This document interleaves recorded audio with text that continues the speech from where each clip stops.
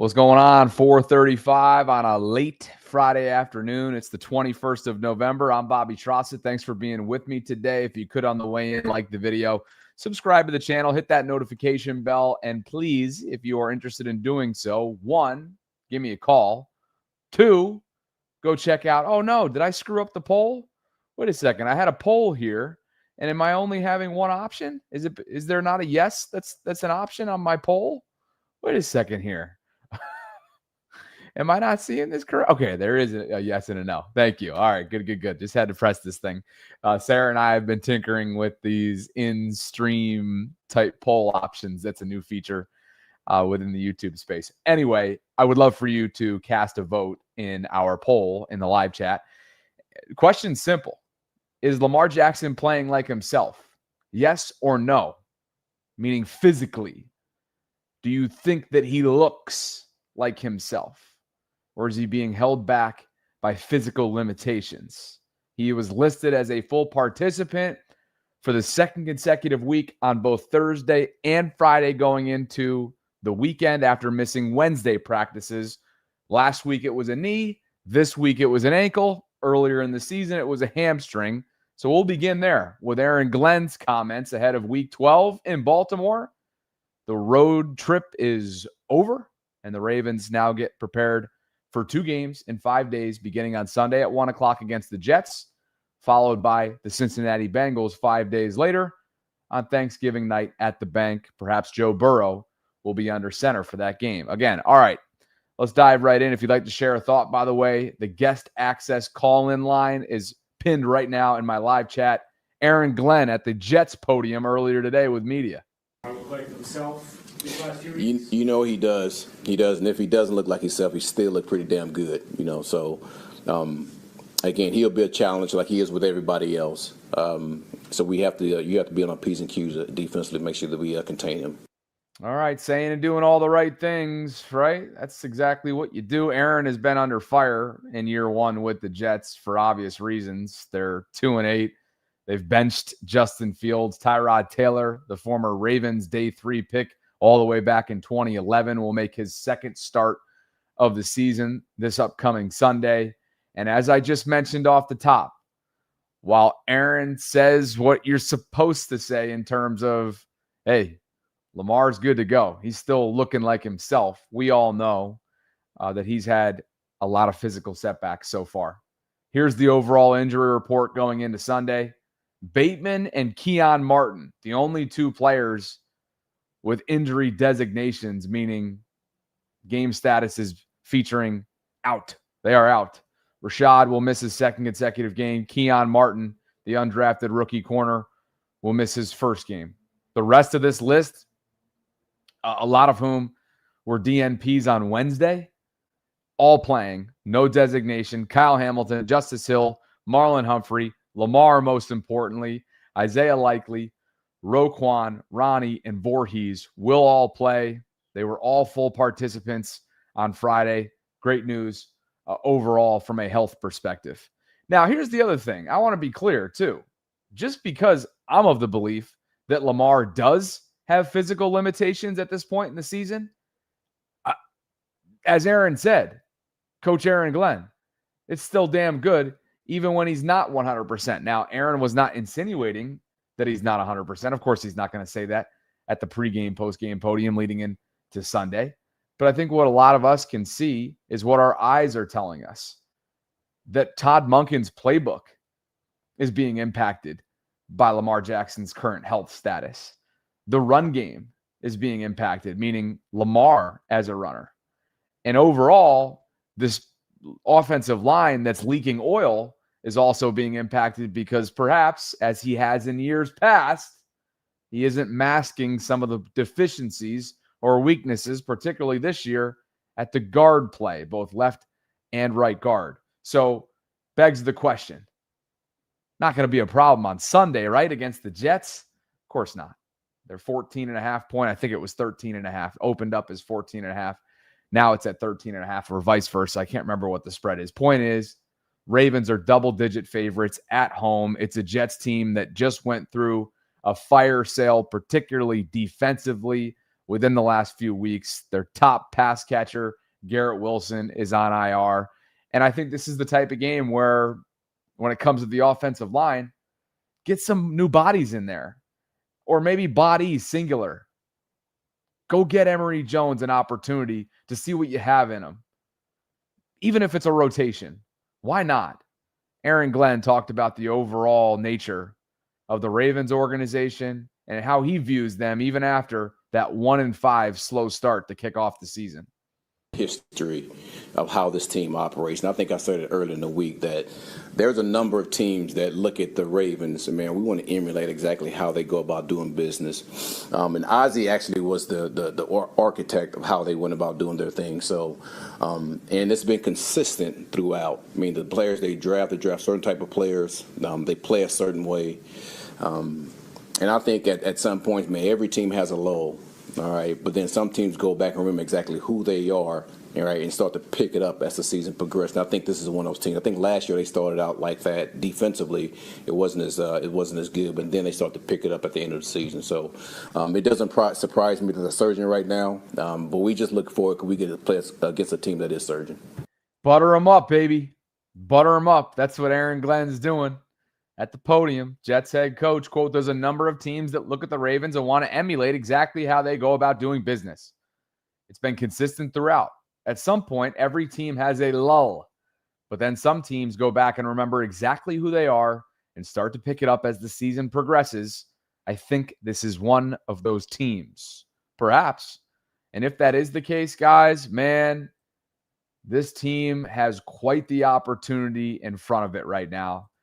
Because last night was yet another example, an exhibit A, for not only just how much parity exists in the league this season, but how wide open it is in this football conference. The Ravens still, I don't want to call them heavy favorites to win the AFC, but when you look in and check in on the Kalshi Sports of the world from an analytical and betting perspective, they're not out of the running to potentially win the entire AFC. Do I think that's going to happen? No. Do I think that the path is clearer and much more clearer than it was a month ago to win the division? Absolutely. Do I think that this could be a home wild card team, meaning could they host a game wild card weekend? Yeah, I do think there's a possibility of that. But I also know that we should pump the brakes until after this weekend. Did I say that correctly? It's that time of the week. It's also Friday. It's also brain mush. Been up since 5 a.m. Try to get on the show and speak coherent English. What I mean by that is the Jets, to me, this weekend resembles the end of a very favorable stretch where, yes, the Ravens have handled business. Yes, this defense has turned a corner. And yes, they've got contributions from all three phases of their football team over the last month. They're winners of 4 straight games. They've beaten teams that, hey, have notable wins out there, like Miami over Buffalo, like Cleveland over Green Bay. And you can go on and on with other examples as well. Houston beats Buffalo last night. This thing's wide open. Texans may have the best defense in all the land. They're still very much in it. 6-5 right now, chasing that AFC South. Kansas City 5-5. I think they have a actually smaller margin for error, a more razor thin margin of error than the Ravens do at 5-5. Hard to believe.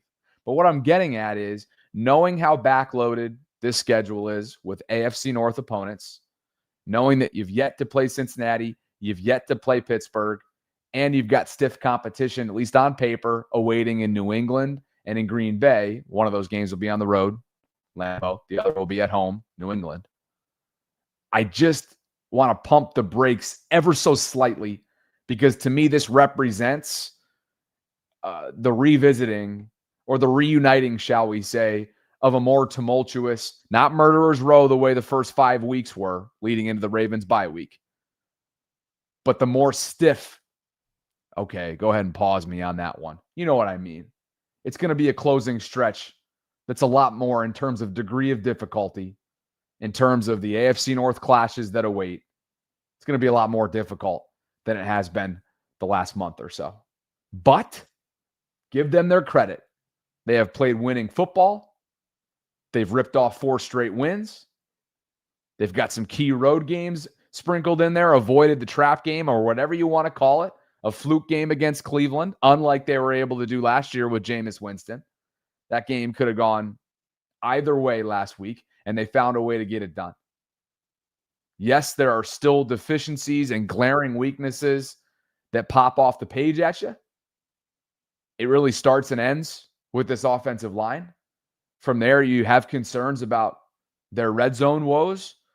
And as I have in my poll right now in the live chat, Lamar Jackson's health, despite what you hear from Aaron Glenn, despite what you hear from Lamar himself, who addressed it point blank yesterday, by the way, if you didn't catch this already, here's that clip from his press conference. How are you feeling physically? I'm good. I was able to practice, good. Do you feel like that has it affected your play at all? Because a lot of people will say when you have some injuries, you're not at full strength. Has that impacted your play at all? I mean, if it just happened in the game, probably. But if you was injured, took some time off, and you was able to come back, I doubt it. How are you handling the part that it's something different almost the last 3 weeks? It's just part of football, I guess, but I'm good. Your new normal, just you might need a day or 2 off here and there just because you are dealing with some things right now for this season? Probably. We'll see how I go, though. Got to see how Coach feel about it. Has there ever been a time when you were caught from behind that it surprised you that you got tackled? I'm curious. Only when I start, when I'm thinking it's like I'm gone and nobody chasing me. That probably been the only time. But other than that, nah. I don't recall getting caught in the league at all, though. So. Rarely. Yeah, I don't. When did I get caught? Rarely. Who caught me? Getting caught in the Chiefs game after you caught your own pass. Oh, that don't count. That do not count. Everybody know that was a touchdown for real. I ain't even know he dove. Yeah. That don't count. Get walked down. I ain't get walked down. He was right there already. He was full stride. I'm looking in front of me. I'm like, oh, it's 6. I'm like, what the happens, man? Classic Lamar. Classic. Everybody's telling you he's fine, including he himself, his head coach, his coordinator, so on and so forth. And again, I want to be clear. 70%, 75%, wherever he's at, we'll never know the percentage. You'll take that any day of the week and twice, if not 3, 4, 5 times on Sunday when it goes up against most quarterbacks around the league, especially, in all due respect to Tyrod, he's an OG, a former Raven, somebody who's absolutely showcased a level of longevity that's unique in today's NFL world. You're taking Lamar even at a limitation percentage every day of the week. So I don't want to get words thrown in my mouth there. Major media channels chiming in the live chat right now. And he says, so in other words, you guys know what my pet peeve is. You know what my pet peeves is. Major media says, so in other words, Bobby, so in other words, Bobby's telling you all the plays Todd is calling caters to Lamar's health. Pure cap. Interesting. So major media channel, you're not concerned about the lack of zone reads in the red zone? You're not concerned about the lack of designed runs when you look at the numbers, by the way, so far through 6.5 games, there is a steep, and I mean steep drop-off compared to past seasons. 3.4 is the number right now in terms of designed runs per game dialed up for Lamar. You're not concerned about that, huh? You don't think there's a correlation right now between Lamar's health and the way Todd Monken's calling the game? Come on, let's go. As Aaron Boone, I love this one on the Aaron Boone viral video from years ago when he ripped the umpire. And I'm not ripping you, major media channel. It's in the spirit of debate, and I hope you call in. Matter of fact, call your ass in right now. I don't want to talk to Manny right now. What did Aaron Boone say, though, to that umpire? He wasn't trying to show him up. Okay, he was. But I'm not trying to show you up right now, major media. I'm trying to have a conversation. Tighten that shit up on a Friday. All right, we'll go down to Mexico because I just ripped his ass. Welcome to the program. Welcome back to Many Mexico. Hey, what's up? What's going on, brother? What's going on? Major? What? It's Major? Who? Major? Well, I don't know. It's Maj Media Channel, but I don't know if it's Major or whatever. I think it's Major Media. He may have just changed it from a couple. Majors never misses a show, which I appreciate. Hopefully he calls in. I just don't agree, though. I think there's a direct correlation. And, hey, vote in the poll and make your voice heard, as they say in November. But to me, there's a direct correlation between some of the limitations that Todd, as the play caller, has. Yes. Throughout this stretch since Lamar and his first ailment popped up, which, hey, you could argue that goes all the way back to week 1. I know Femi thinks so. And the way that the way that Todd's calling the game, there's a direct correlation between that strategy and Lamar's limitations physically. I do believe that. It's not only that. I believe that our offensive line the guards are not that good. So you cannot call in as much zone read as you want because, the guards have to pull and they have to make a trap. Yeah. So if he knows they're not good enough since week 1 because Lamar got that hit, like we were winning and at some point it's just our guards were just not good enough to sustain drives that allowed the defense to be more on the field. Josh Allen obviously tear them apart. Then subsequently weeks, it's like you start to recognize as like from up in the booth, okay, my guards are not good enough this year. But Harbaugh is not willing to change the guards. Not even one move. Not yet. Not yet.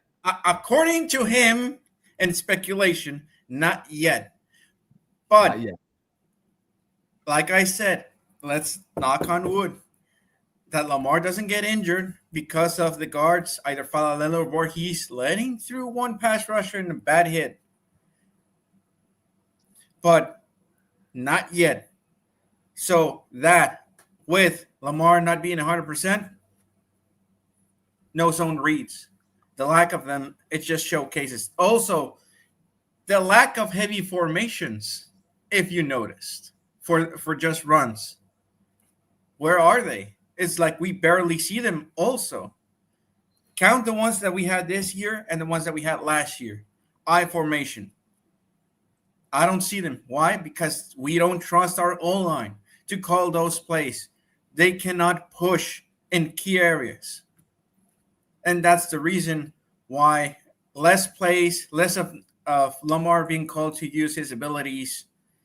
That just, like you said yesterday, trickle-down effect.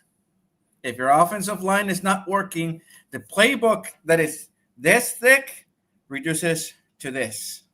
And that's... Thanks for the call, brother. Appreciate you. All right. Have a great weekend. We'll catch you up on pregame show for sure. Pregame coverage. Welcome to Ing. The OG Ingraven's in the live chat right now. Welcome him on a Purple Friday. Appreciate you guys for being with me today. Over 400, and that concurrent number is climbing. The guest access line is open and available if you'd like to share a thought with me on this Friday. And the simple question that I have as a poll conversation right now is exactly what Aaron Glenn was asked earlier, the Jets head coach. Does Lamar Jackson look like himself to you? I'm talking about from a physical standpoint. Are there limitations? Todd Monken was asked specifically about Lamar's health in the form of this question yesterday during coordinator press conferences as it relates to his play calling strategies. He's been dealing with hamstring that limited him there when he came back. Has had some knee soreness. Has any of his injuries, has that impacted your game plan or what you guys have done at all? Nope. Pretty simple. Does that impact your game plan at all? Nope. One word response, one word answer there from Todd Monken. Ing is in the house. Welcome him in. Tyler Linderbaum, earlier this week, as we all probably have read by now, as transcribed here or shared by Bo Smoka, says that the red zone issues come down to not being able to run the ball well enough. Quote, that starts with us, the offensive line. Says he has no doubt they have the guys in the room to do it, but it has to be better. I think they're going to find ways to do it effectively this upcoming weekend. And by the way, it looks like we got some NFL live coverage in the distance here. I've got a hold on a second here.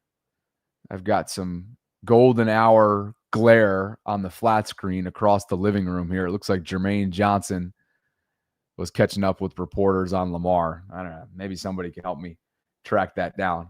But in the meantime, back to the guest lines we go. TLM is in the house. I feel like he's got something to say on this Friday, and you guys know the question. What's the question? Does Lamar Jackson look like himself? Where you at, TLM?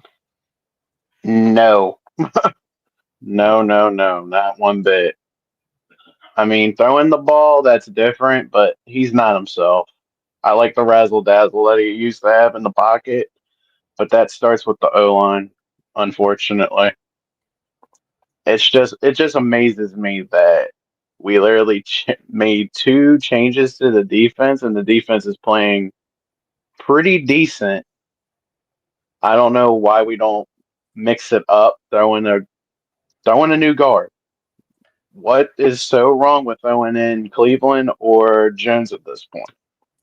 They have just to, throw man. them in there, just for a few plays. They have to. I think it's coming. I think it's coming. It's been a slow burn. The way that Harbaugh is speaking about Emery, the way they've made subtle changes in the past. I'm telling you, keep your eyes peeled on pregame warm-up on Sunday at the bank, and then if not pregame warm-up, obviously at some point, perhaps if the Ravens start to have a stranglehold in the game, which we know there's Vegas thinks that's going to happen with a double-digit spread, 13.5 or 14.5 to be exact, then look for a potential rotation or look for at least a chance being given to Emery. They have to figure out what they have in him. And remember, he's occupying a spot on this roster. So exactly. He hasn't logged a regular season snap in his young career. He was just activated off of the non-football injury list within the last month or so. Harbaugh speaking glowingly of him. Monken speaking glowingly of him. And you got Lamar, meanwhile, making this comment about the offensive line that went national yesterday. Here's this if you missed it. 23 sacks all of last year, and that's how many you have this year in fewer games. Talk to the offensive line about that, man. Well, I mean, do you, about that, man? I ain't trying to, realistically, I mean, talk to the guys about that. Do you feel the cumulative weight of some of the pressure you've been getting this year? I mean, it's part of football, Sometimes guys will get you, sometimes they won't, Like I said, I'm talking to my guys about that. They probably ain't going to like that, though. Like, you guys telling me it's 23 sacks, they probably not going to like that. They're not going to like that, TLM, but that is a fact right now. Again, 6.5 games played this year, 23 sacks taken. Not all are on the offensive line. Let me be clear on that. This is at times some delays and perhaps internal clocks off sync for Lamar. And we know that there is at times the need for him to get rid of the ball quicker. But as I keep saying, there's the cumulative effect that you take, whether it's psychological, physical, or anywhere in between, that's immeasurable when you're constantly under duress and the pressure that he's faced week in and week out so far this year. But again, to be clear, 23 sacks all of last year. That's what he's at through 6.5 games this year. That's crazy. And I got to agree with you. He's not comfortable in there. It's sad when we had Tyler Huntley come in the I don't want to throw shade at 77, but it looked like he was blocking better when Huntley came in. And that's mind-boggling. Well, the problem with 77 is that when he does his job, you see what happens. He could be good in the run game, man. He was not on Sunday. Okay. No. The PFF grades, which are never the be all end all, I get it. But obviously they're tracked for a region nationally. You look at some of those PFF run grades and overall pass pro grades from Sunday, not going to be pretty. And there's that time where what's wild is we've gotten to a point where 77 has a low light reel, not a highlight reel, a low light reel of just looking for work, which puts Tyler Linderbaum in difficult positions, which puts the guy to his right in the sophomore Rosengarten. slump that he's in, right? Roger Rosengarten in difficult positions. So you talk about, the cumulative effect or trickle down. 77 is exposing other parts of this offensive line too, which is a problem. He's the main catalyst for this. And I still have been asking my question with this along with some of my coworkers at my job. How does a rookie right tackle last season go from playing lights out to struggling? And I have to sit there and say, I feel like Tyler Linderbaum and Roger Rosengarten are having to overthink and overdo it and to overcompensate for the lack thereof by the guy that's in between them. And you got to Crazy. throw Voorhees in there. If from a Linderbaum evaluation standpoint, you obviously look. You're Tyler. All due respect to these guards, you're Tyler Linderbaum. You look to your right, you look to your left, and you're thinking to yourself, "Man, I mean, time to I need help." overcompensate, right? I mean, time to overcompensate. And what a bummer for Tyler. Obviously, from a financial standpoint, Eric DaCosta and his front office decided to decline the fifth-year option, which was a smart, savvy move, right? Instead, obviously. Kyle got the bag, and hopefully for Tyler's case and for the Ravens' sake, because he's been a great player for them since they drafted him in the first round, hopefully they will get a deal done at some point this offseason. But Linderbaum's been in no man's land. Matter of fact, you look at the graphic recently that I shared, I think it was yesterday, there was a overall graphic and analytical chart put together that graded out tackles when they've been on an island. And to be quite honest with you, Ronnie Stanley and Roger Rosengarten are above average in that category.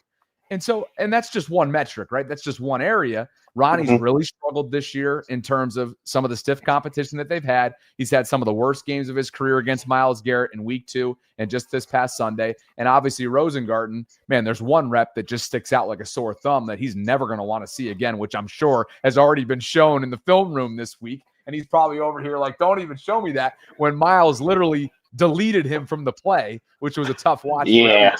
But you know what? It's hard to sit here and not think that the guard play or lack thereof isn't affecting the entire combination. It is. I mean, but again, I can't blame, as much as everybody wants to blame Voorhees too, I got to give him some slack because he wasn't healthy his first 2 seasons. Honestly, I wanted to see him on the field for the longest time. He looks good. He's getting better, but it's not helping when the other guard opposite to him isn't pulling his weight. Not giving you anything to hope for at times. It's a bummer. He hasn't. Of course, they He has took fire on him, right? They traded back into the 7th round to get him a couple years ago out of USC. Great story of resiliency and triumph and will and all that, right? Coming back from the ACL tear and putting up whatever that number was of 225 bench press. I want to say he put up like over 25 or over 30 reps. The guy's a beast. And he actually has shown promise in the run game, I think, at times, but he's struggled in pass protection. And clearly, I don't know if this is a coaching thing. I know that Cole and Coach Coleman, Derek Coleman from All 22, have been very critical of some of the hand technique and the leverage and things of that nature from a technical standpoint. That comes down to coaching. We know this team has obviously tried to overcome the tragic loss of Joe D, both as an emotional support man for the group, but also just one of the longer tenured, really respected and revered coaches who they tragically lost, a year plus ago. They gave George Warhop, somebody that's got a ton of experience all throughout the league, an opportunity to be the interim offensive line coach. They promoted him. He earned that right after last year, but it's been a full regression across the board for the entire line moving forward. And unless something changes, you're going to have wholesale change beginning with the guard. Now, you're not going to change everything. At some point, you got to find Ronnie's replacement. Maybe that's Roger if they feel like, I know his former high school coach, Tyler Columbus. We had him on. He's a former Denver Bronco. He won a Super Bowl with Peyton Manning years ago. And he told Sarah and I after Roger was drafted in the 2nd round that he feels like Roger could be their future left tackle. Now, let's take it with a grain of salt. This is one of his high school coaches somebody that obviously has a not an agenda, but there's a lot in it for Tyler if he obviously if Roger sees his and realizes his full potential. But let's start at the very least. At the very least, you got to have a complete reset at guard this offseason. Yeah, that has to be the expectation. I just feel as though main reason why I'm saying throw the other guards out there because God forbid, and I don't want this to happen. If Falele gets hurt and one of those other guards steps in and the offensive line as a whole goes from being bad to good, there's going to be a lot tougher fire lit underneath George Warhop and John Harbaugh, who have been praising Falele. Well, it's going to have us asking those questions. The better word is supporting publicly Daniel Falele. Yeah.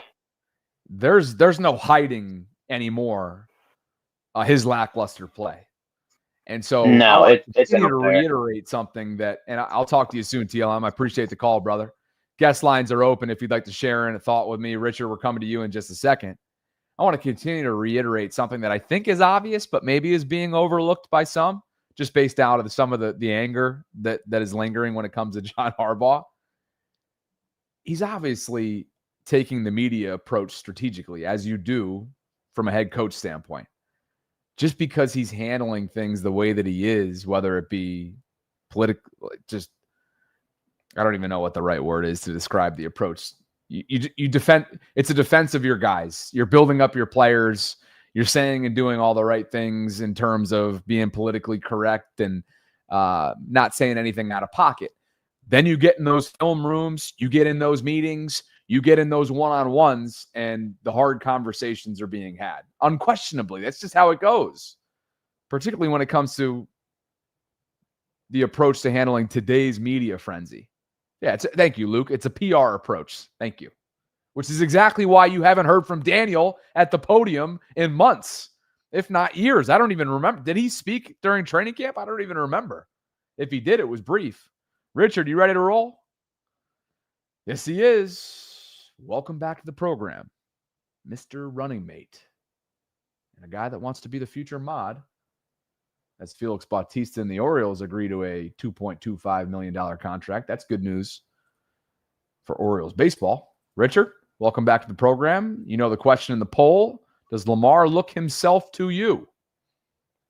Absolutely not. I mean, I think the game yesterday, the Texans versus the Bills really showed it. No matter which quarterback you have, if you don't have an O-line, you're not going to win. I mean, there's back-to-back MVPs. You're talking about, MVP last year, and you're talking about Lamar Jackson the year prior.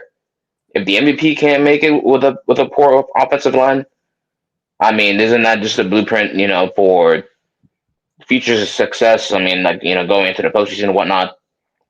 At the end of the day, I still, as much as I don't like Harvs, this really is going to be laid at the feet of EDC.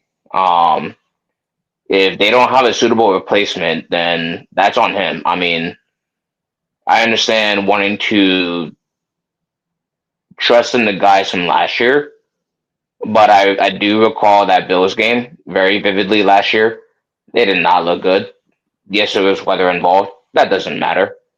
You're going to play bad games and bad weather, in January. That's just going to happen. Whether or not that's at home, whether or not that's away, it's going to happen. It's in the middle of January.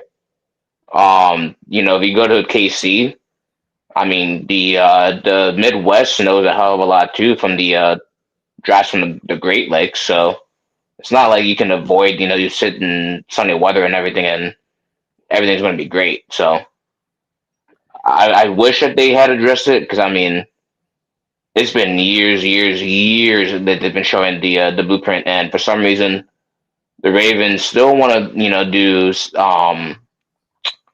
the skill positions. I don't have a problem with that, but skill positions can't cook if their foundation's not solid. skill positions don't get a chance to be showcased if you're losing in the trenches like they have in the postseason time and time again throughout the Lamar era. Exactly. And it's not even just the offense, it also goes on defense. Correct. You can't have anybody eat up the blocks. I know we're talking about Lamar Jackson in the O-line, but then also Travis Jones playing, 70, 80% snaps? If he goes down, who's the next big guy? That's a huge And problem. you can't move people around on the O-line, so the O-line now has free pickings to go ahead and get your pass rushers, Then all of a sudden, Draymond Jones is not going to be as good. Mike Green's going to be blocked again like he was earlier this year. That's not a recipe for success. That's how you lose games, and that's how you get out of the season. If you guys are just tuning in, Aaron Glenn had this to say about Lamar during his press conference. Again, this is the first-year Jets head coach earlier. Like himself these last few You, weeks? you know he does. He does, and if he doesn't look like himself, he still look pretty damn good. So again, he'll be a challenge like he is with everybody else. So we have to you have to be on our P's and Q's defensively, make sure that we contain him. Guest line access is open. Richard's with me for another minute or so. If you guys want to call in, please do so. You want to know who doesn't look like himself of late? We've had the Lamar discussion. We've milked that to the core. Isaiah Likely has played, obviously, in a limited amount of games, or I should say he's tallied 7 games now, but he missed the first few weeks after that training camp foot procedure. Lamar was asked about his slow statistical start, and he had this to say yesterday. With Isaiah Likely over the last 4 years, why do you feel like he hasn't had as many breakout games this year since he came back from the injury, and do you feel like it's still going to come his way at some point?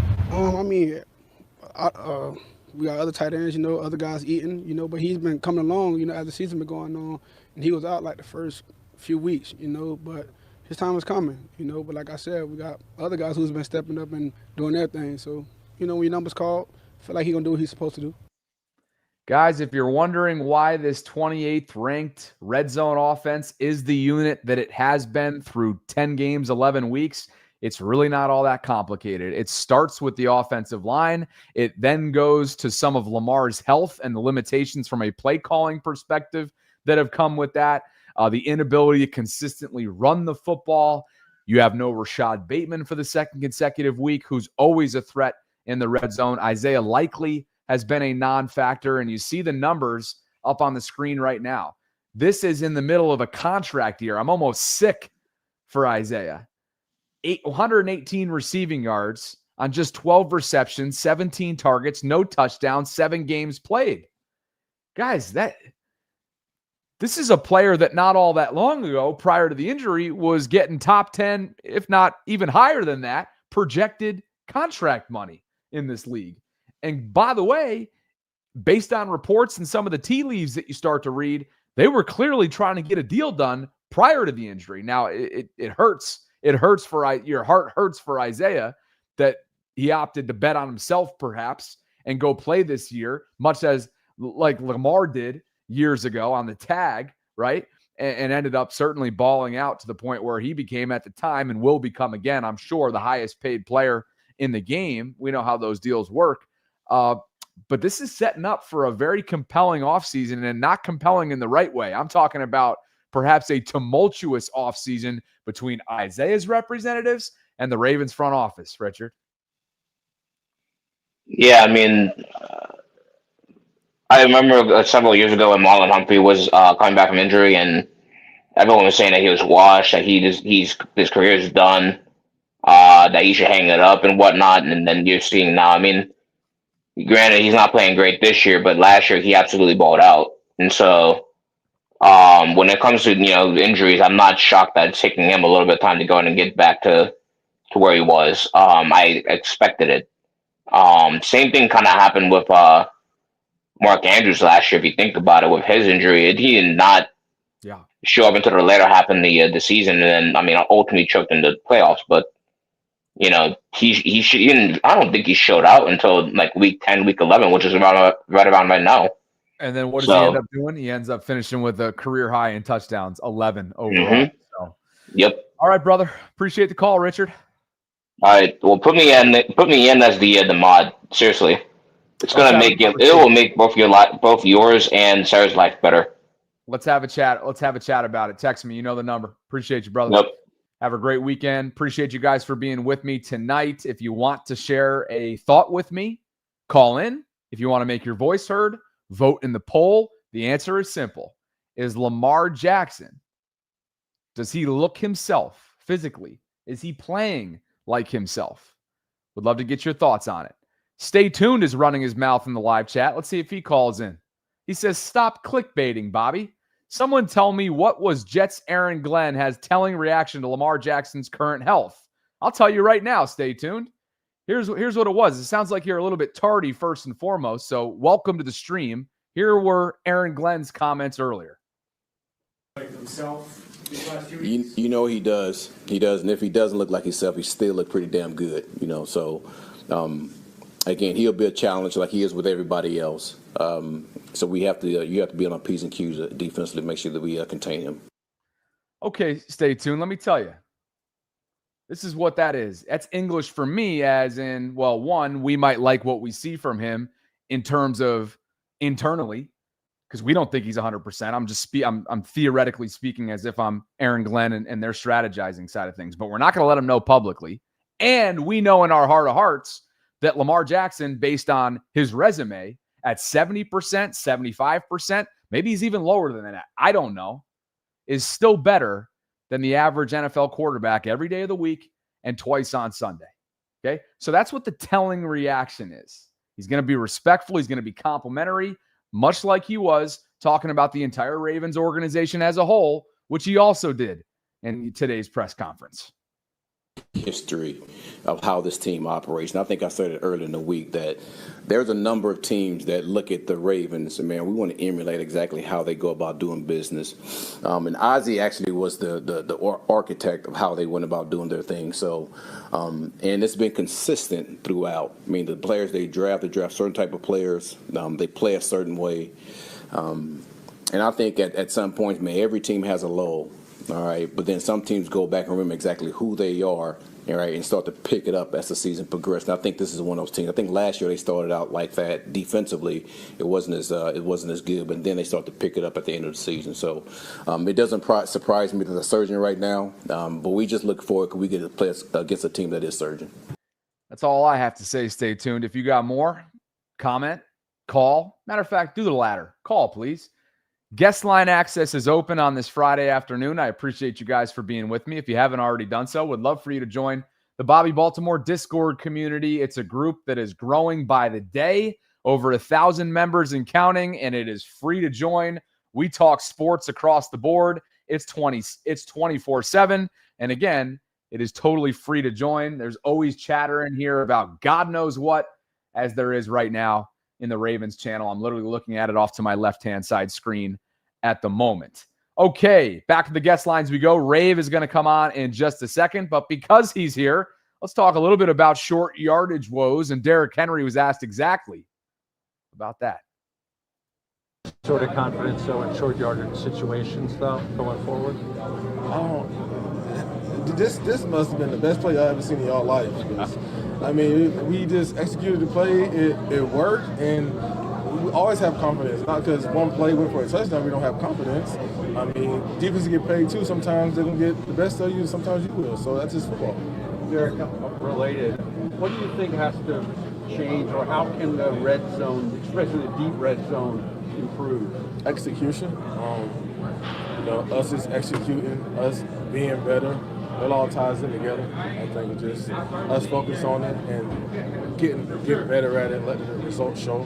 Just having to execute. This has been our style of play and the result that we want.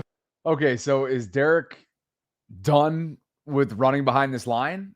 Is he done with being asked questions like that, or both?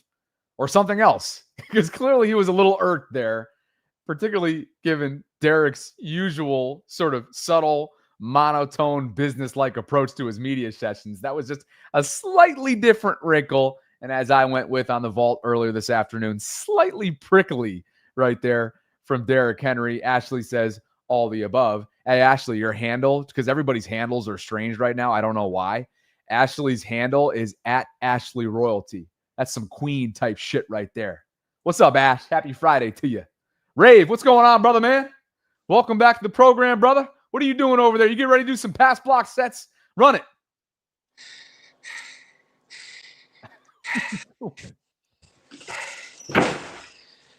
The answer is no. Stop it. You and these other podcasters. Oh, and no disrespect to you, Bobby. No disrespect to the other podcasters. No! We don't want John Harbaugh no more. When I say I speak for the Baltimore Ravens fans, and I say I speak for all of them, we're tired of hearing, oh, John Harbaugh had success. We don't care. We're done. We're exhausted. We're dehydrated. We are done with John Harbaugh. That ship has sailed for us. So the only reason we fans of Baltimore Ravens right now, if we keeping it unhunted, it's because of Lamar. Now listen, let's be honest with you. I'm gonna be honest with you, Bobby. This quote unquote John success, that was gifted to him. Gifted. And I'm gonna tell you something. Ed Reed and Ray Lewis exposed him. Ed Reed and Ray Lewis said the coaching staff was telling them things and they went against it. You can look it up. Listen to all Ray Lewis's speeches. That's why he was trying to teach Raquan Smith how to be the general and teach him that you have to shift your defense, teach him how to do things because he knew his coach was not capable. Ray Lewis was supposed to retire a year or so ago before he retired. But his defense asked Ray Lewis to go back out there and give it another run. That was gifted to John Harbaugh. This amazing organization was gifted to him. What does Terrell Suggs tell us in the vault in September? What did Sizzle say? One of the great of all time. No. Yo, you have to trust the coaches. Come on. Stop it. No, what did he actually say? Nah. Hold on. You've been so businesslike with me all week long, which I love. And then it's Friday, it's dusk, you're sweating ass, and all of a sudden it just gets wild. Because John was supposed to get retired. John was supposed to get fired. Lamar saved his job. Look at what he's done right now with this year. Lamar was hurt. And John went 1-5 with the team. Come on, let's keep it a bando. Ever since Lamar came back, now all of a sudden we winning games. Stop it. Snoop saved the day. Snoop saved the day. Snoop only played one game. Okay, then everybody who wanted the guy fired on the defensive side of things, his group saved the day over the last 5 weeks. Bobby. Let's be fair. Let's be fair some more. We got rid of players. We did. We got Louis Gilman. Got rid of Marcus Peters, Marcus Williams. Guess what? We got rid of coaching staff. We got Greg Moon up out of here. We got Mike McDonald. He left. You know what I'm saying? Guess what? The same results. Bobby. Insanity. Here's the funny part. For those of you that have been following our coverage, I'm like a month into being on the record on like, hey, I'm ready for a change after this year as well. Okay. I think that he's had the amount of apples, the amount of bites at the apple when it comes to an all-time great in Lamar, that change could very well serve this team well, right? But to sit here and say, as they've just clawed themselves and dug themselves out of the hole. Because Lamar came back. Favorable schedule. Lamar is back. There's a favorable stretch. We're about to learn a lot about the makeup and the DNA of the 2025 team after this Sunday, the closing stretch where you've got backloaded AFC North games. On top of that being stiff competition in the New England Patriots and on the road in the frozen tundra 2 days after Christmas against Micah Parsons. Bobby, listen. This is from all the Ravens fans. We don't care about John Harbaugh's success. We don't care. We're done with him. So, did you hear Lamar talk about his O-line? You heard him? He said, and he stopped himself. Stand by. 3 sacks all of last year, and that's how many you have this year in fewer games. Talk to the offensive line about that, man. Realistically, talk to the guys about that. Do you feel the cumulative weight of some of the pressure you've been getting this year? It's part of football, sometimes guys will get you, sometimes they won't, Like I said, I'm talking to my guys about that. They probably don't like that, though. Like, you guys telling me it's 23 sacks, they probably not going to like that. Go ahead, finish your thought. Man, Look, Lamar is in danger, and I think you know this. If they don't make a switch in this Jets game, because this is a very easy game to plug in someone, I'm not gonna lie. The next time y'all see this call, I'm gonna be crazy. I'm gonna be angry because the Jets game is no reason. This is a favorable game to win by a long stretch. This is supposed to be an easy dub. Not saying that, they might not do a little something, but this is real easy. If we go out there, not if you don't account for 80 sorry, I'm looking at Ingrave. I'm looking at Ingraven's live chat.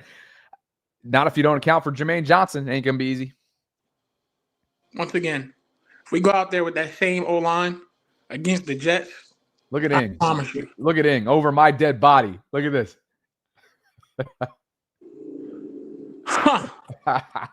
Hey,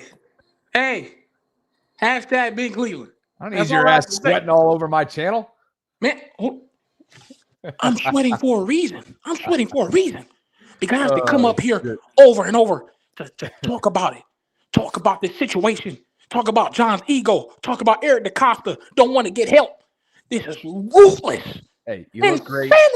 You look great. I'll talk to you on Sunday, brother. Yeah, later. Let's do it. Later. EB, Maurice chilling in the waiting room right now. Appreciate you guys for being with me. Hope you're having a fantastic start to the weekend. If you could, like the video, subscribe, hit that notification bell, consider becoming a channel member or gift-giving membership. The Discord community would love to have you. Captain Hard says, Derrick Henry is irritated. It took a trick play to score. Todd Monken talked exactly that. Play calling, red zone woes, Pat Ricard usage. Having Pat Ricard back has been a tremendous boost for us. I mean, the things he allows us to do in the run game, protection, his physicality that he brings is a big part of that. And then anything that we do, it doesn't matter whether it's third down, fourth down, any down and distance, we're always trying to mirror up what we do as best we can. What we've done and what we presented to the defense, how can we do something off of that? And that just happened to be one of them. I know you said the red zone issues are byproduct of multiple things, specifically, I guess, with the inability to run the ball down in the red zone. Why do you feel like you haven't been able to consistently do that part, I guess, now? Well, that's a part of it, but that's not the only part of it. We have to run it better, and it's not just the red zone. Short yardage in the black zone, third downs. We always have to be able to run the ball well. And then when we don't, then we have to be able to execute in the passing game, which we have in the past, and we're certainly more than capable of doing it. But all of us, and I think our guys would agree to that, have owned that. And,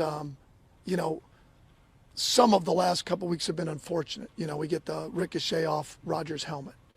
A week ago, we had a hell of a 2-minute drive and kick a field goal, but that gives you 0 for 1 in the red zone. But that was really a hell of a drive. And I'm not making excuses. We got to be a lot better in the red zone.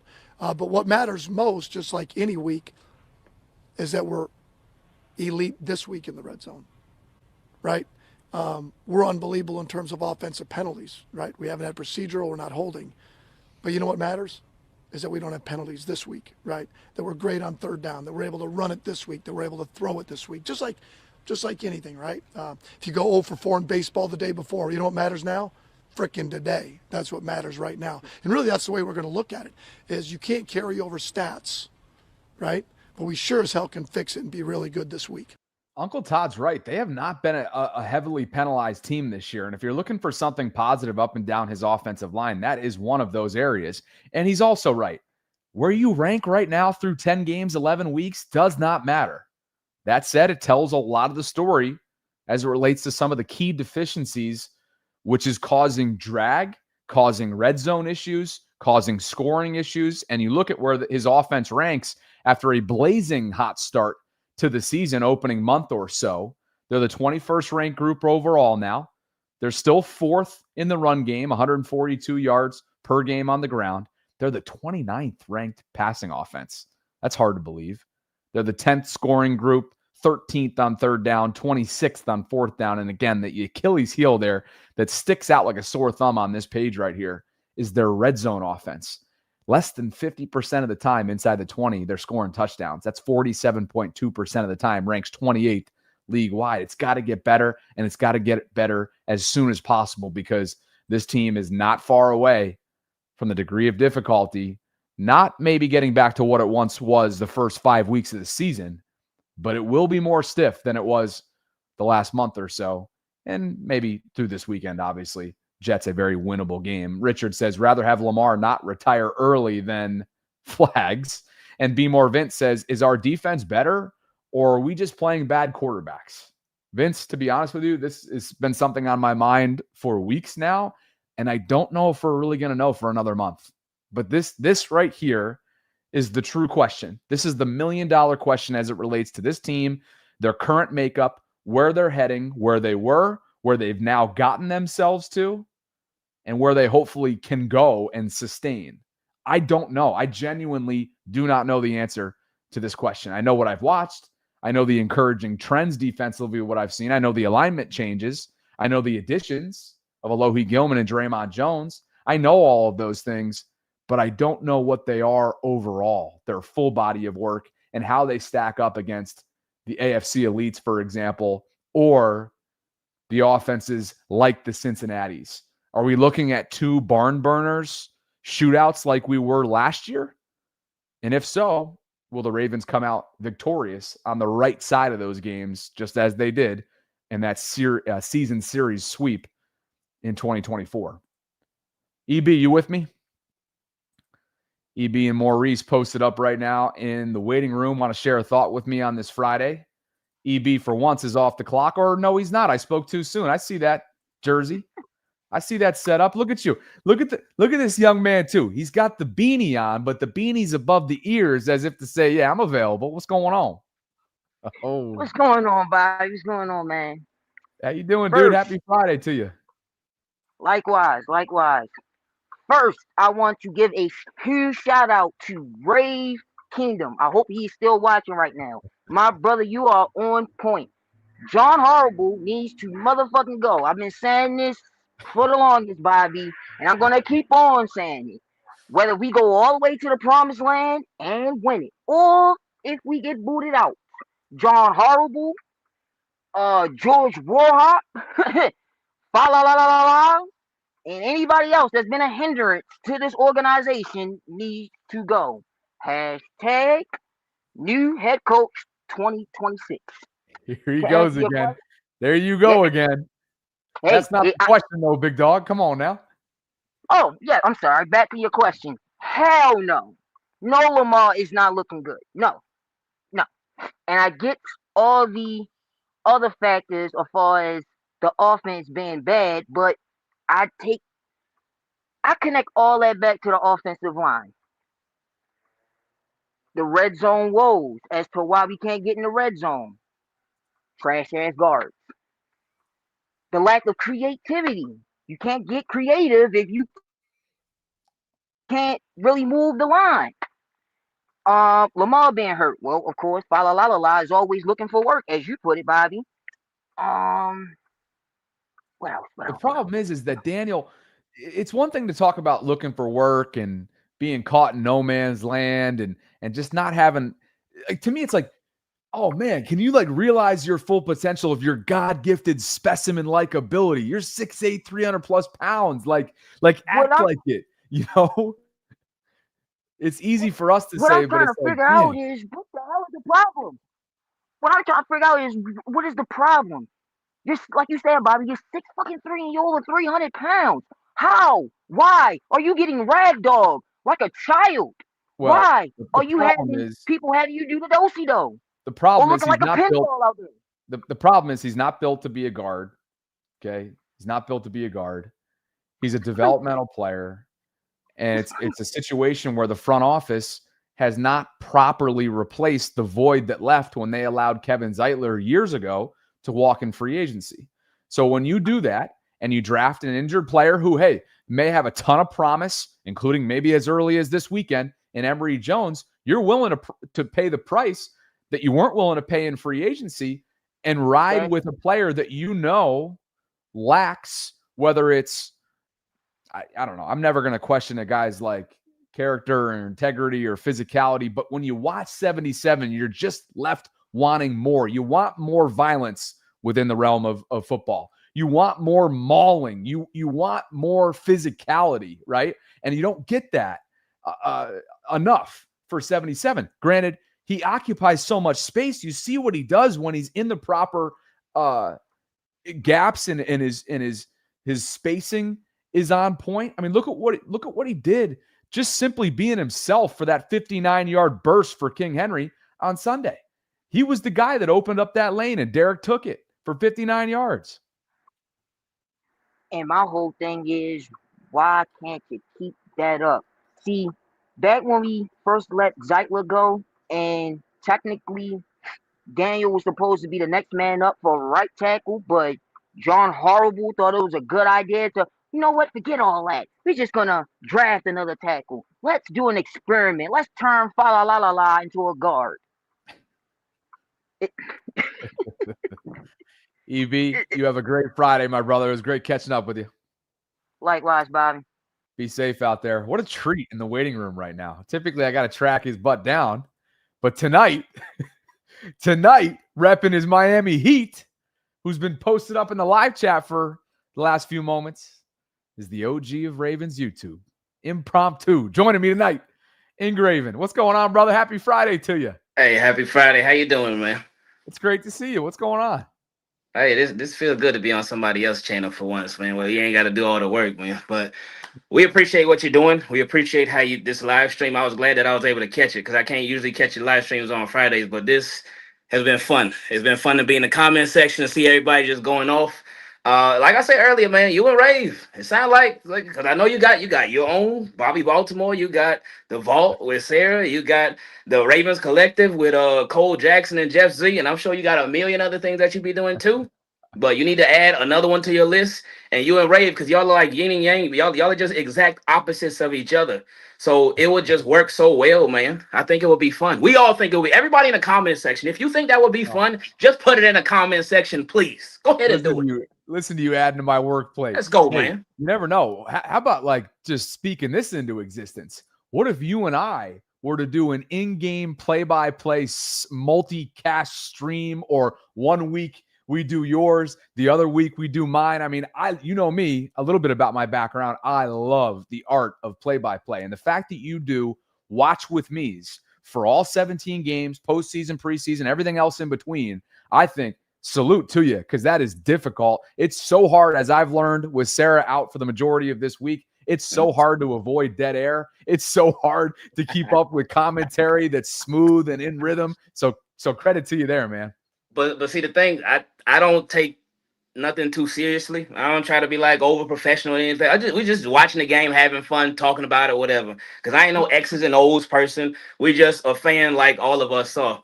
But with the Baltimore Ravens, man, man, I don't even know where to start exactly. Something that you were talking about. Actually, EB, he brought it up. Something that I really appreciated him bringing up was with Falele. And with Falele, it has been it's been interesting because Lamar Jackson was coming off of his MVP year.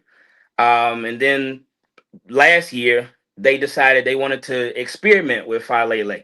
Because remember, he was drafted as a tackle, as a developmental tackle. But last year, they decided to run an experiment with their MVP quarterback, and experiment at right guard. Because I remember in training camp, and then like in the off season, in training camp, they were like, "Oh, we're gonna try Falele out at guard," and I was thinking, "Oh, Ravens just trying it, whatever. It ain't gonna stick." But then they kept talking about it, and they actually stuck with it. And it was rough last year, but it wasn't all rough, and it's been really rough this year. It hasn't been all rough, but it's been mostly rough. But the only change to the offensive line from last year to this year has been Patrick McCarry, which is crazy. Because that's been the biggest difference. Everybody else has been the same. Roger Rosengarten, I think he has regressed a bit. But Daniel Falele and Andrew Voorhees, it's been tough, man. And they've not made everybody else look bad, but because of their poor play, it's brought everybody else down too. And the whole offensive line has just been a big yikes. With Lamar Jackson, something that a lot of Ravens fans talk about with him. They say, "Oh, Lamar Jackson, he need to use his power more. He need to use his leverage more. He need to speak up more." And it seems like this was the week where he did that. Because the clip that you played where Lamar was like, "Oh yeah, I got to talk to my offensive line about that." That was something right there. But another part of that same presser where he was asked about how he was feeling and stuff, and the fact that he's missed this past Wednesday and the Wednesday before in practice, and he talked about how he said how it could basically this could be the norm for him, and he said he got to talk to Coach Harbaugh about that. And when he said that, I said, "Oh, hold up now, Lamar, what you trying to get at?" Because it seemed like to me, and again, maybe I'm just reading this wrong, but it seemed like to me, if you read in between the lines, again, let me know if I'm wrong. I could be reaching because y'all know I'm crazy, but it seemed like to me that Lamar was like, "Hey, Hobbs, this line, they hurt me, man. They really are. You see, I'm missing practice. I got the knee injury, I got the hamstring, I got the ankle, and all that stuff. Something got to be done. It has to be." And it's like we see it as fans. The guys that do all the film, they see it as film guys. Yeah. And so the Ravens got to see it. They got to see it. And what's scary about the current Ravens situation, you cut me off if you need to, because I know you got other people waiting and stuff. Feel free. I ain't gonna get offended. It's okay. I ain't sensitive. But because I could talk forever. You know that already. Let her rip, man. Let her rip. But with this offensive line, I know a lot of people have said, "Oh man, well, what's it going to take for them to make a change in the offensive line? Is it going to take Lamar Jackson getting hurt?" And you would think that, all right, if Lamar Jackson ended up getting hurt because of the offensive line, then Ravens would be like, "All right, we're going to definitely make a switch." But that already happened. That's what's so scary about this whole situation with the offensive line right now, in my opinion, that we don't know what it's going to take for them to make an adjustment, because now the offensive line it's been getting attention from us as fans since before the season even started. So many fans have been talking about the offensive line, but then certainly as the season has gone on, Lamar has been getting beat up like every single game and taking some bad hits this year. But now it's starting to get more national attention as well. Like the clip, I think you posted it yesterday with Mina Kimes, where she was talking about it. Yeah. So she sees it too, and it's like it's gaining more and more attention. So hopefully that will be what ends up causing the Baltimore Ravens to make a shift there. And what you're referring to, for those who missed it, is that Mina was just simply tallying up and sharing some statistical trends that are concerning. And the one that got the most traction is that Lamar last year had the 4th best pressure to sack ratio. Now, I say Lamar, the Ravens offense had the 4th best pressure to sack ratio in football. Now, Lamar has a lot to do with that, but that is a team offensive metric.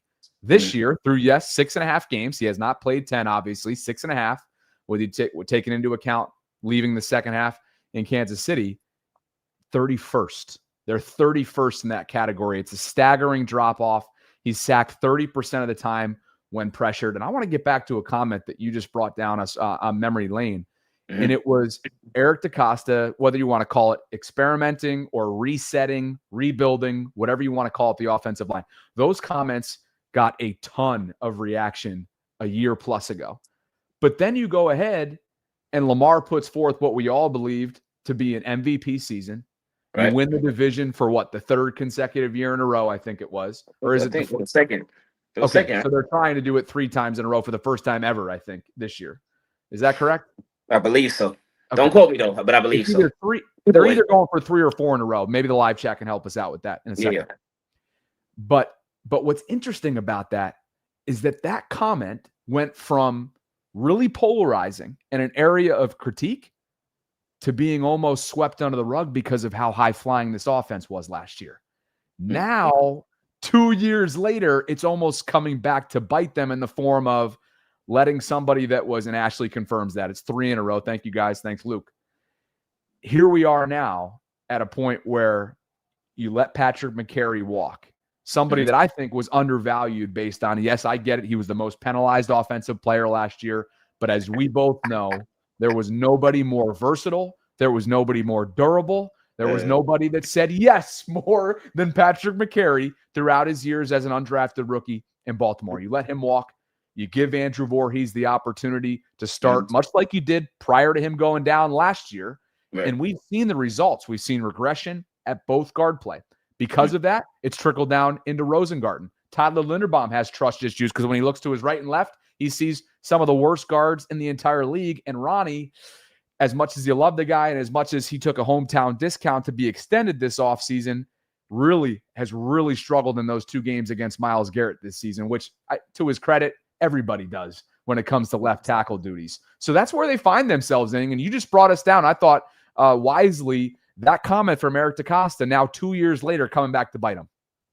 See, and another thing too, this is why the Baltimore Ravens approach is so flawed when you look at it from the inside out. Like from the outside in, people, whether it's fans, whether it's media, whether it's analysts, whether whoever, the Baltimore Ravens way, their culture is so amazing. And a lot of what the Baltimore Ravens do is great. It is amazing. But there's some things philosophically where it's like, hold on, that doesn't make any sense. And this conversation is one of them because, and I think somebody brought it up earlier, like with Zach Orr early this season. My goodness. Get him out of here. Zach Orr need to go. Ravens need to fire him. Oh, this defense is just terrible. But then they traded Odafe Owe, and they brought in Alohi Gilman, made some little change. Trenton Simpson, he got benched for the 2nd year in a row. So they made some changes to the defense. And what did that do? They had the defense looking a lot better now. And again, I know people say, oh, the competition hasn't been as good. Caleb Williams been balling this year. And we took care of business against him. Tua, I don't know what Tua been, but we took care of business against him.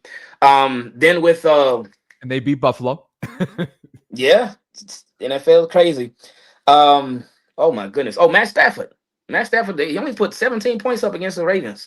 And that was before we really got clicking like that, which is crazy. But what's his name? CJ Stroud. Is CJ Stroud a good quarterback? I'm sure most people would be like, he's straight.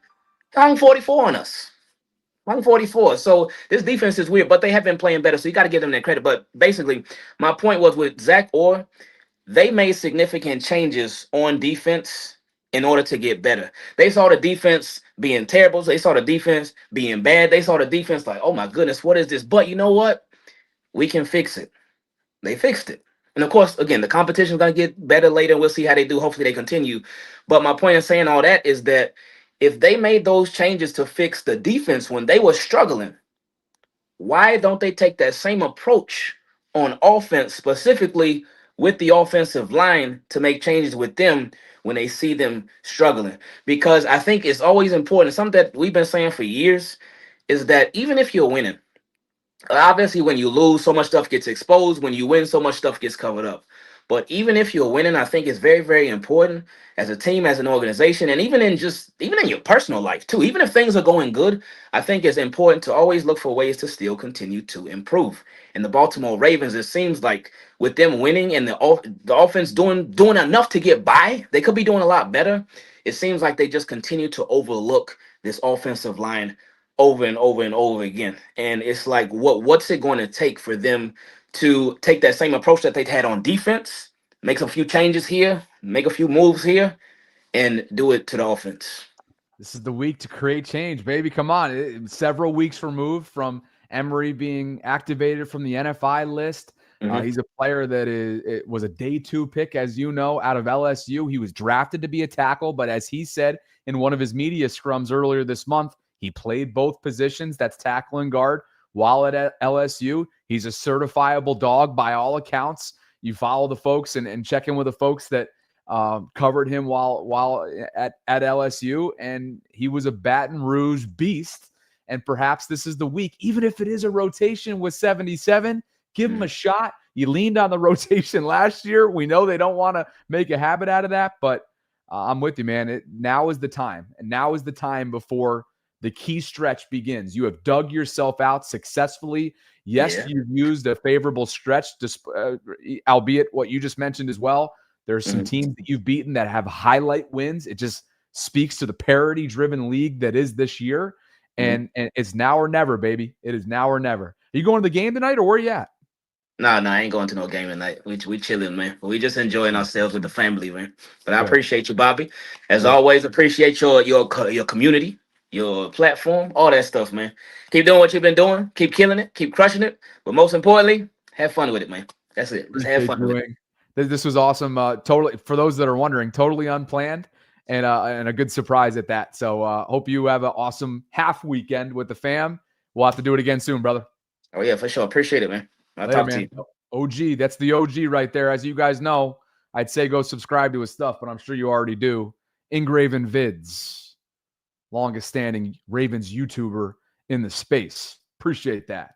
Maurice, I had to bump him. I think he deserved it. Don't you think so? I had to bump him. I didn't mean to make you get cut in line, but I just felt like that was the right thing to do for the OG. How you doing, man?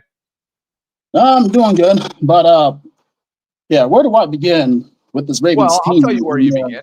The poll has a very simple question. Does Lamar look himself at the moment?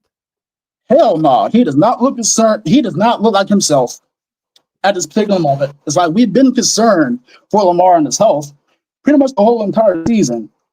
It's like what's also more concerning is the number of times he's been sacked and been taking a beating all season. It's like he's been taking sacks left and right, just been getting mercilessly harassed, beaten around. Like he's taken 23 sacks in a span of 6 games. 23 sacks. In the NFL, you just can't have that. That's inexcusable.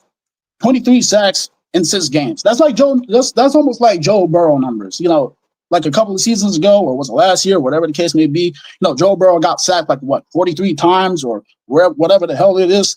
But Maurice, what about a more recent example? Last night, I mean, Houston's defensive front put a licking on Josh Allen. 33% of his dropbacks were pressured, and they turned those into 8 sacks. That's a career high for Josh. Some of those he's got to get rid of. At times, he tries to do too much with the Superman cape on. He's clearly, he's a gifted runner. He's one of the all-time greats when it comes to dual threat. He's not Lamar. No one is. That's why he's revered. That's why Lamar is universally recognized as the greatest, not only in terms of rushing yards of what he's done as a quarterback, but dual threat. I think even Mike Vick himself would tell you that. But last night you saw, particularly when it comes to lack of pass protection and the issues that Buffalo's front was having against a very talented defensive group led by DeMeco Ryans, you saw what kind of conflict that put Josh in. Oh, yeah, I saw everything. It's like it was a massacre from the very jump. It's like the Texans' defense, particularly their defensive front, it's like they have been very solid so far, especially Will Anderson. It's like Will Anderson has had a field day the whole entire game. It's like you see what happens when your offensive line fails to hold up throughout the game. It's like the more beatings your quarterback takes, the more skittish they will be as the game goes on. That's why it is crucial to have a stable offensive line. So, like, without no offensive line, we all know there would be no offense. But I got a odd pop statistic for you, and I'm going to read as follows. I got a statistic right here, and this is according to Sharp Football Analysis, and this is the offensive line stats. So the Ravens, as of right now, they currently sit at, let's see. So this is the pressure rate for the Ravens is sitting at 41.4%. That is 3rd worst in the NFL. Now, if you look at the no blitz pressure rate, they're sitting at 41.6%. That's the worst in the NFL. And the average time to throw for Lamar Jackson, only 2.9 seconds. 2.9 seconds. There's got to be a lot of work to be done with his offensive line. It's like only this offensive line can determine how far do they want to go from a production perspective. It's like we're 11 weeks into the season, and it's like, January football is damn near around the corner. So like by the minute you blink, that's there, boom, here comes January. So we really got to buckle down, and we got to straighten out this offensive line. It's like we got the defense straightened out for the most part. At least that is no longer a concern. But this offensive line, Jesus Christ, they're just constantly just finding ways to let Lamar Jackson down left, right, and center almost every single time we turn around. Hey, and before you go, rip off those numbers once more from Sharp. All right, so the blitz pressure rate as of right now is sitting at 41.4%. That there is the 3rd worst in the NFL. Now, the no blitz pressure rate, on the other hand, is at 41.6. And then the average time to throw for Lamar Jackson is only sitting at 2.9 seconds. Where's the no blitz rank? The no blitz percentage is sitting at 41.6. Yeah, where does that rank though? Does it say? That is the worst in the league as of right now. Yeah, that's what I figured. Okay, and then 2 point what for time to throw? The average time to throw for Lamar Jackson is sitting at 2.9%. 2.9 seconds. I mean, my bad. I had a brain fart moment. I've been up since 5 in the morning, but it's sitting at 2.9 seconds. Now, if we look across the league, there are, other teams, that had the same amount of time to throw. You look at the Chargers, for example, they're also sitting at 2.9. The Browns sitting at 2.6. So I'm going to scroll up. You ready for that though? You want to know the first thing that comes to mind? The first team Let's hear it. The first team you bring up is a team that lost both of its starting tackles in the Chargers, and that's who the Ravens find themselves with on that list. We do recognize that, right? Rashawn Slater was lost in the summer, and they just lost Joe Alt, one of their young left tackle studs that they drafted in the first round a year or two ago. That's the two. That's the team that they're next to. I'm not gonna lie, it's like I kind of feel bad for the Chargers because losing Joel Alt, oh Lord, that came back to bite them in the ass like no other. It's like when I found out about that news, it's like Joel Alt out for the rest of the year. I'm like, oh my goodness. It's like y'all pray for Justin Herbert because he's gonna be back there taking a beating as well. I appreciate the NFL. Oh, my bad. Go ahead. Thanks, Maurice. That's great stuff. Thanks for coming by, man. All right, thanks for having me. Later. Appreciate you. Dre Dog, you want to finish things up tonight? Let's do it. Let's see if you can do it without a sick joke, too. How about that, huh? What's up, y'all? How y'all feeling? You can be able to get through a segment without that, huh? Can you hear me? Yes. Okay. I don't got no sick jokes, Bobby. I swear, when you get mad, though, you just turn into the pause moments go up an exponential amount. Like, you just get mad and be saying all kinds of wild stuff. Yeah, you just can't help yourself over there. Hey, look at this. We both got the buttons all the way up. You got the tiger hat on. Look at you just did it, right? Yeah, look at you. But is Lamar himself right now? Physically, I don't think Lamar is not like he lost a step or anything. But I do think mentally he's getting a little bit of happy feet. He's not solidifying his base when he's throwing the ball. So we saw a couple of short passes, or he's passing it too hard. Like, that interception off of the hands of was it Keaton Keaton, and then he threw one off of Rodgers' helmet. Yeah, the one that came off of Keaton's hand. I mean, he threw a hot potato. Like I think that's because his base is not set. Maybe. So he's a bit nervous. One of the things that Ing made me think about is when I used to do some life coaching sessions with people, I used to always tell people, let your reflection be your protection. And what that means is you have to look yourself in the mirror, analyze what you're maybe good at, bad at, mediocre at, and take accountability to make the changes needed to be successful. Because if you allow pride, ego, or anything else to intervene with that or intercept that process, you'll have bad results. You cannot have bad decisions and have good results. Those two things don't go together. Again, you cannot have bad decisions and have good results. I believe right now, from EDC down, or even higher than EDC down, the deficiencies on this offensive line, we don't have to debate it. It's not a debatable topic. All the stats are there, all the numbers are there, the tape is there.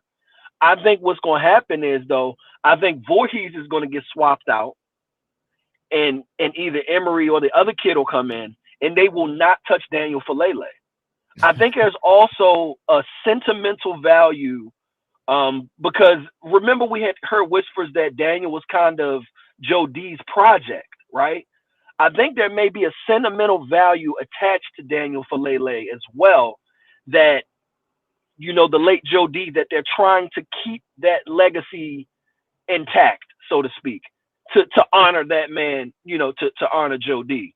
But I don't know if Joe D is looking down, clapping his hands right now, because what Daniel Falele is doing, I mean, he's rolling on the ground. He's blocking his own people. Like, come on, man. Can you imagine know if the one change they make this weekend is they bring Emery in for Voorhees? That would be. Hey, y'all, listen. I mean, you heard Jeff on the Collective. Jeff on the Collective shared that little nugget, right, of some of the opponents that he's spoken to from a defensive perspective who game plan against the Ravens, who think that the weakest link or the weaker link between the two is Voorhees. And this is the other thing, too. From what I was reading earlier, a lot of the statistics about the pass blocking and run blocking, if you are not engaged with a defender, they don't count that. So all of that stuff, Daniel Falele running in space, that's not going against him. So that's why some weeks we like, wait, Daniel's 65%, Daniel's 67%. How could he be that high up in percentage numbers? Because he's literally running in open space and it's not being counted against him.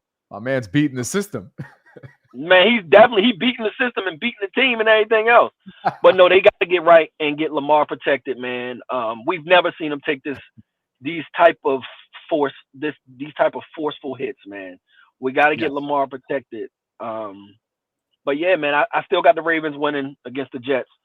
I'm curious, real quick. I'm curious to see this is, to me, low key a defensive line test to see if we can still generate pressure on a pretty quality offensive line. I know the team itself is not good, but I'm curious to see against a better offensive line this recent ability to generate pressure if it continues for this game.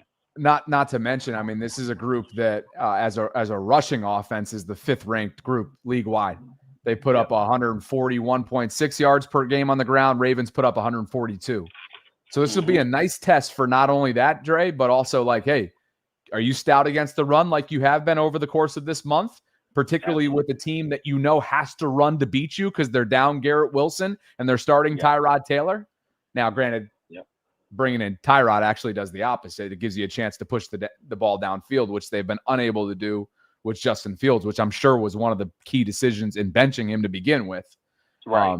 But it's going to be this is another great test. Obviously, we'll measure it. But ultimately, I think the ultimate measuring stick is learned over the next, month or so. Cincinnati, Seattle, Cincinnati, Steelers, Green Bay, Patriots. Cincinnati, Steelers, Green Bay, Patriots. That's why I've been with you this whole time. Like, I'm on the fence.